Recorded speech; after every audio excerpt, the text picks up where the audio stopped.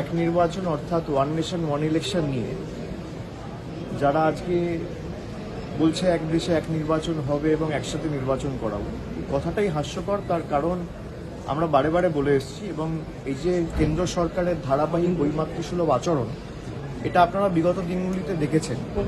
2021-এ বাংলায় যখন নির্বাচন হয়েছিল, একই সাথে আসামে নির্বাচন হয়েছিল, কেরলে নির্বাচন হয়েছিল।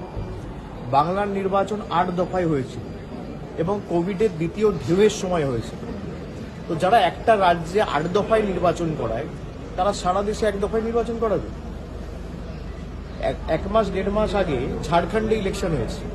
ঝাড়খণ্ডের মতো একটা ছোট রাজ্যে 2 দফা ইলেকশন করাতে হয়েছে। যারা একটা ছোট রাজ্যে 2 দফা ইলেকশন করাচ্ছে, তারা 1 দফা ইলেকশন করাবে। তো হাস্যকর। গত 2024-এর লোকসভায় 7 দফায় বাংলায় নির্বাচন হয়েছে। কোথাও আমার লোকসভা কেন্দ্র, আমি আপনাকে বলছি, ডায়মন্ড হারবার লোকসভা কেন্দ্র 3 দফায় হয়েছে। একটা লোকসভা কেন্দ্র।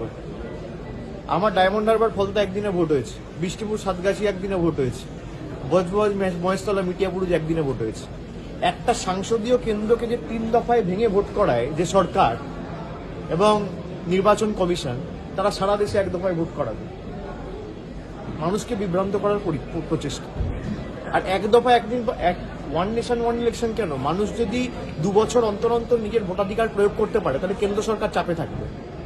মানুষের অধিকার ছিনিয়ে নেওয়া, এটাই তো আমরা বলেছিলাম সংবিধান পাল্টে দেওয়ার যে প্রচেষ্টা, এটাই তো সংবিধান পাল্টে দেওয়ার প্রচেষ্টা। আমার অধিকার, আমি বিধানসভায় একবার ভোট দেবো, পঞ্চায়েতে একবার ভোট দেবো, পুরসভা একবার ভোট দেবো, বিধানসভা একবার ভোট দেবো, লোকসভা একবার ভোট দেবো। আমার 5 বছরে 6 বার ভোট দেওয়ার অধিকার, সেটা আপনি কেড়ে নেবেন। দিয়ে বলবেন একবার ভোট দেবো। এটা হয় নাকি? সরকার তো পাহারাদার। আপনি যদি পাহারাদারকে বলেন 30 দিনের মধ্যে 25 দিন ডিউটি করতে হবে না, খালি 2 দিন ডিউটি করো, তাই হচ্ছে।